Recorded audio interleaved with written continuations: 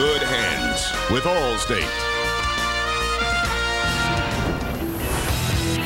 This is the Discover Card Countdown to Green as we get ready to go racing.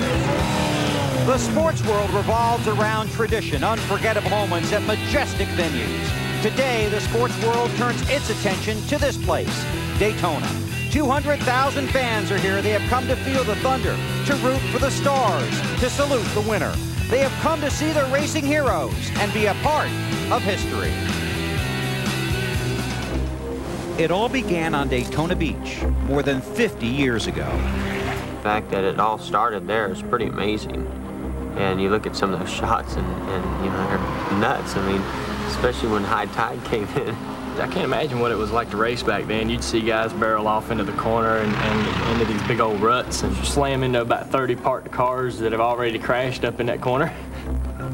Today, there are black and white reminders of the start of something small and simple. Daring drivers crossing a line in the sand. Every generation has people that you look back on and think, what the hell were they doing? Today, a new line is drawn. The sport of NASCAR racing is bigger, bolder, more colorful and competitive than ever before. But the promise and the principle remain the same. You beat the best at their best on the biggest stage. Dale Earnhardt in his 20th try. The biggest motivator for me is what's happened here in the past. February means renewed excitement and another chance for each challenger. But never before have things looked quite like this. When I drive through the tunnel in February, I know then that we're not just starting a new season. This is another opportunity to try to win another Daytona 500. One thing that has not changed, the year's most magnificent moment is just 500 miles away. Michael Waltrip is going to win. The checkered flag is more a load off your shoulders. I've always been, thank goodness, I don't have to go another lap. I don't know if I could have done it another lap. Earnhardt was so close here for so many years and won all the other races here, but just missed the Daytona 500. Obviously, you could see in his eyes when he won, it was way different than most other races that he won. There's been times when I've said, boys, my race, done deal. And I get past, you know.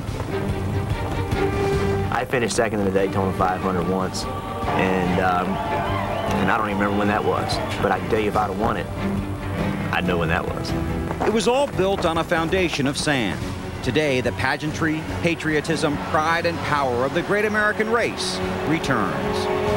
All the time and all the energy is put into this one race. Prestige of the Daytona 500 is just a race everybody wants to win. Only a select few drivers that win that championship, you know, and there's only a select few that win the 500, and it's harder to win the 500. Jimmy Johnson following race leader Michael Waltrip. There isn't an almost or close. It's just wins. The pressure is just unbelievable. It's probably the only race all year long that I actually get butterflies before the race starts. The Daytona 500, where the only colors that really matter are still black and white.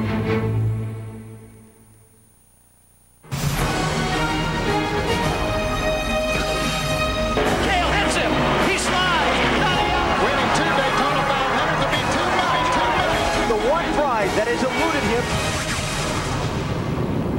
him. NBC Sports presents the 46th running of the Daytona 500, live from Daytona Beach, Florida. It's just a 5-mile drive from the beach up International Speedway Boulevard to this overwhelming 2.5-mile oval. There are enough seats for 170,000 fans. The infield is an oversized welcome mat that catches the overflow. In the garage, final preparations all but completed. And on pit road, the power of the NASCAR Nextel Cup Series sits silent, poised to be unleashed by a single command. History is waiting. Hello, everybody. The NBC Race family welcomes you to the Daytona 500 and the start of the 2004 Nextel Cup season.